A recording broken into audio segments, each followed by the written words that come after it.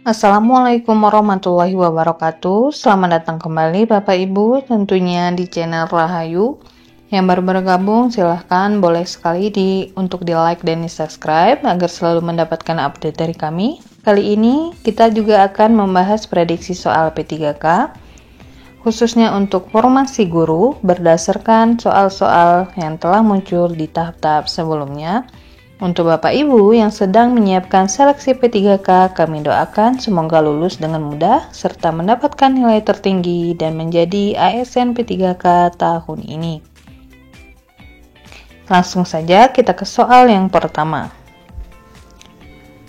Perencanaan pembelajaran yang menekankan pada proses keterlibatan peserta didik secara penuh untuk dapat menemukan materi yang dipelajari dan terhubung dengan situasi kehidupan sehari-hari sehingga mendorong peserta didik dapat menerapkan ke dalam kehidupan mereka. Pilihan model pembelajaran yang tepat yaitu A. Kooperatif, B. Inquiry, C. Pemecahan masalah, D. Penemuan, E. Kontekstual. Jawaban yang tepat ialah E. Kontekstual. Kontekstual atau pengajaran dan pembelajaran kontekstual adalah konsep belajar yang diajarkan antara materi yang diajarkan dengan situasi dunia nyata siswa dan mendorong siswa membuat hubungan antara pengetahuan yang dimilikinya dengan penerapannya dalam kehidupan mereka sehari-hari. Jika perencanaan pembelajaran menekankan pada keterlibatan peserta didik, metode pembelajaran yang tepat sudah pasti kontekstual, karena berkaitan dengan situasi dunia nyata siswa. Seorang guru merancang evaluasi dengan mendasarkan pada indikator dan tujuan pembelajaran yang sudah ditentukan di RPP. Evaluasi tersebut dimaksudkan untuk menentukan hasil dan kemajuan belajar siswa. Maka jenis evaluasi yang tepat dipilih oleh guru adalah A. Evaluasi formatif, B. Evaluasi sumatif, C. Evaluasi selektif, D. Evaluasi diagnostik, E. Evaluasi penempatan. Jawaban yang tepat ialah B. Evaluasi sumatif. Evaluasi sumatif adalah evaluasi yang dilakukan untuk menentukan hasil dan kemajuan belajar siswa. Untuk menentukan hasil dan kemampuan belajar siswa, kita memakai evaluasi sumatif. Jika seorang guru memberikan penugasan kepada siswa yang bertujuan untuk mengukur kemampuan dalam menghasilkan karya tertentu dan dilakukan secara berkelompok, maka jenis penilaian autentik yang tepat adalah A. Penilaian kinerja, B. Penilaian portofolio, C. Penilaian proyek, D. Penilaian jurnal, E. Penilaian diri. Jawaban yang tepat ialah C. Penilaian proyek.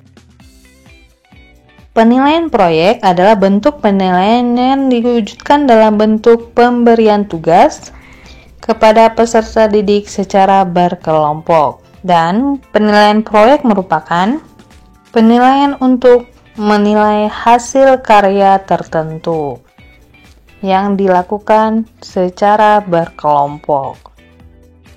Sebagian siswa mengalami kesulitan menjawab soal tes pilihan ganda yang disusun oleh guru. Hal tersebut disebabkan materi dalam soal sebagian belum dipelajari oleh siswa.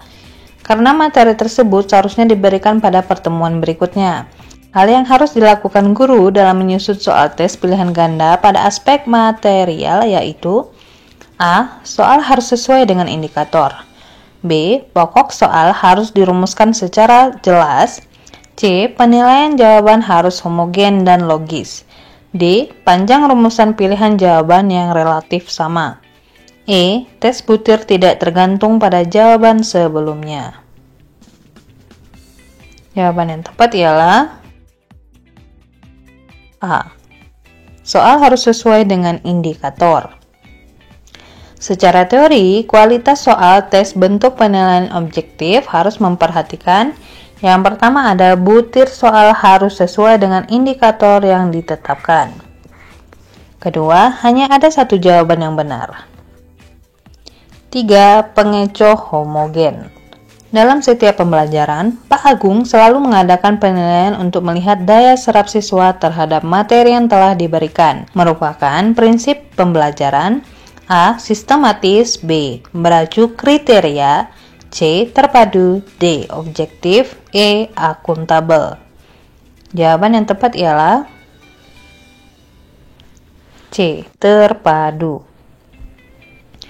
Pembelajaran terpadu adalah konsep yang merujuk pada pendekatan pembelajaran yang melibatkan beberapa mata pelajaran untuk memberikan pengalaman berarti kepada siswa, sehingga siswa akan memahami konsep-konsep yang mereka pelajari melalui pengalaman secara langsung dan dapat menghubungkannya dengan konsep lain yang sudah mereka pelajari atau mereka pahami. Rumusan tujuan berikut yang menggambarkan adanya integrasi TIK dalam pembelajaran adalah A. Melalui diskusi kelompok, peserta didik akan dapat mendeskripsikan ciri-ciri tumbuhan monokotil. B. Melalui kegiatan wawancara dengan petugas kelurahan, peserta didik akan dapat menjelaskan struktur pemerintahan desa. C. Melalui observasi lapangan, peserta didik dapat menjelaskan struktur spora atau jamur. D. Melalui video animasi, peserta didik dapat menjelaskan proses termodinamika. E. Melalui kegiatan diskusi kelas, peserta didik dapat mengidentifikasi penyebab runtuhnya Kerajaan Majapahit. Jawaban yang tepat ialah D. Melalui video animasi, peserta didik dapat menjelaskan proses termodinamika. Cukup jelas ya? Pakai TIK atau teknologi informasi dan komunikasi. Jika memakai teknologi, tidak perlu berdiskusi kelompok, kemudian tidak perlu wawancara atau observasi atau diskusi. Jika memakai teknologi, di sini yang paling tepat adalah melakukan video animasi. Untuk membuat video, sudah pasti kita memakai teknologi.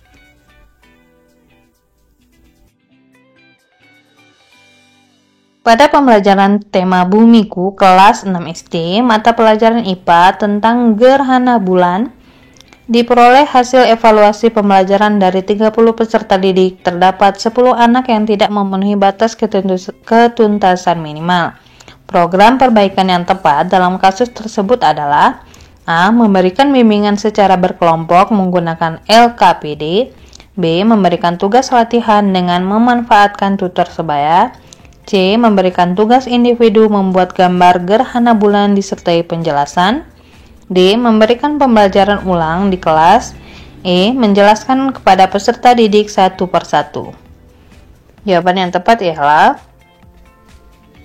A. Memberikan bimbingan secara berkelompok menggunakan LKPD. Ada beberapa bentuk pelaksanaan pembelajaran remedial. Yang pertama, memberikan pembelajaran ulang dengan metode dan media yang berbeda. Jika jumlah peserta didik yang mengikuti remedial lebih 50%. Yang kedua, pemberian bimbingan secara khusus.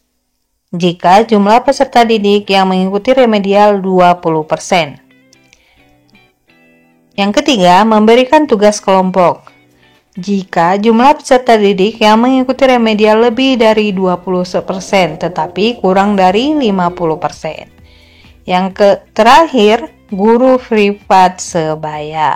Ada beberapa anak didik lebih memahami penjelasan dari temannya sendiri daripada dari gurunya. Maka dibutuhkan guru privat yang sebaya dengan dia.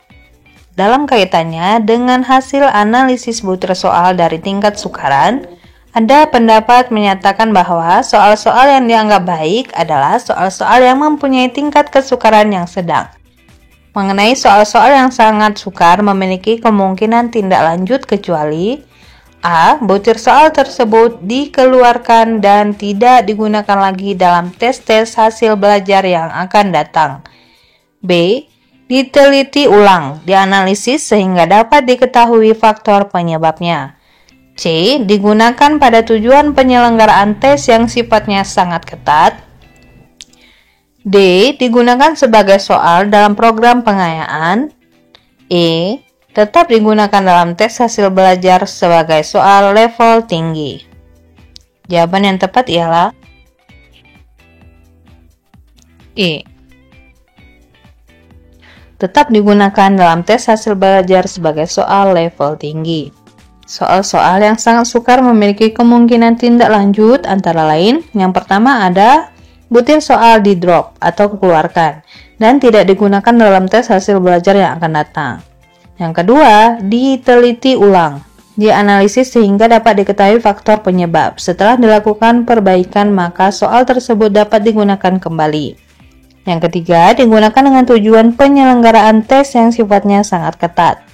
Yang terakhir, digunakan dalam program pengayaan. Fungsi kalender pendidikan dalam kegiatan pendidikan pembelajaran adalah kecuali A. Mendorong efektivitas dan efisiensi proses pembelajaran di sekolah. B. Menyerasikan ketentuan mengenai hari efektif dan hari libur sekolah. C. Persiapan dalam mengajar agar lebih rapi dan terorganisir. D. Pedoman dalam menyusun kegiatan pembelajaran di sekolah. E. Program menyusun program tahunan. Jawaban yang tepat ialah C. Fungsi kalender pendidikan yang pertama ada mendorong efektivitas dan efisiensi proses pembelajaran di sekolah. Yang kedua ada menyerasikan ketentuan mengenai hari efektif dan hari libur sekolah. Yang ketiga, pedoman dalam menyusun kegiatan pembelajaran. Yang terakhir, pedoman menyusun program tahunan, program semester, silabus, dan RPP. Yang kurang tepat ialah sebagai persiapan dalam mengajar, agar lebih rapi dan terorganisir. Soal selanjutnya, gaya belajar peserta didik dalam suatu kelas sangat beragam. Ada yang visual, auditory, dan kinestetik. Namun, kegiatan pembelajaran selama ini masih banyak yang konvensional klasikal. Agar dapat memenuhi gaya ketiga belajar, guru tersebut perlu menggunakan A. Program audio, buku, dan modul. B. Metode ceramah, diskusi, tanya jawab. C. Modul, buku, dan PowerPoint. D. Media audio, video, dan percobaan. E. Media komik pembelajaran, tanya jawab, dan buku. Jawaban yang tepat ialah D. Media audio, video, dan percobaan. Gaya belajar visual fokus pada penglihatan. Contohnya menggunakan video, buku yang menarik atau banyak terdapat ilustrasi dan warna. Animasi pembelajaran lainnya. Yang kedua, gaya belajar pendengaran. Fokus pada pendengaran. Contohnya musik, ceramah, atau penjelasan langsung oleh guru. Yang ketiga, gaya belajar kinestetik. Ini menenangkan belajar yang melibatkan gerakan. Contoh, dengan metode praktik, menyukai pembelajaran olahraga, menghafal dengan cara berjalan. Media yang tepat untuk peserta didik dalam kelas yang beragam adalah media audio untuk pendengaran, video untuk penglihatan, dan percobaan pada kinestetik atau gerakan. Demikian saja Bapak Ibu prediksi soal kali ini. Jika ada yang kurang tepat, boleh sekali dikoreksi pada kolom komentar. Semoga ada manfaatnya. Kurang lebihnya kami mohon maaf. Billahi taufiq wal hidayah. Wassalamualaikum warahmatullahi wabarakatuh.